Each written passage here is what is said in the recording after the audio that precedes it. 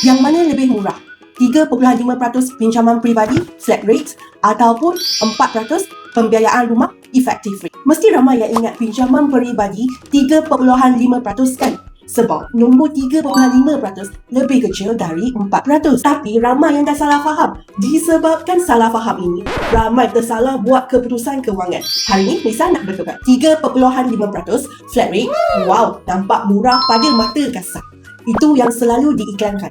Nombor nampak kecil, 3.5% sahaja. Tetapi bila ada perkataan flat rate, konteks dia dah berubah. Cara pengiraannya berbeza. Dalam bahasa mudahnya, 3.5% flat rate ni sebenarnya lebih mahal dari 4% pembiayaan rumah yang menggunakan effective rate. Effective rate adalah kadar faedah sebenar yang kita bayar. Bila bank sebut effective rate, maksudnya faedah dikira berdasarkan baki berkurangan anda setiap hari ataupun setiap bulan. Kita nampak 4% dalam apps ataupun online banking.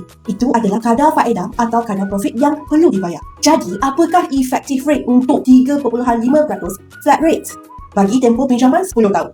Jeng. Jawapannya 6.29%. Sebenarnya lagi pendek tempoh pinjaman peribadi anda, lagi tinggi effective rate-nya. Boleh tengok kat sini.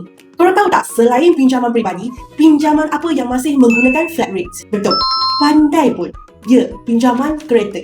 Korang tahu tak, kalau korang ambil pinjaman peribadi RM100,000, kadar faedah 3.5% flat rate, pinjam 10 tahun sahaja.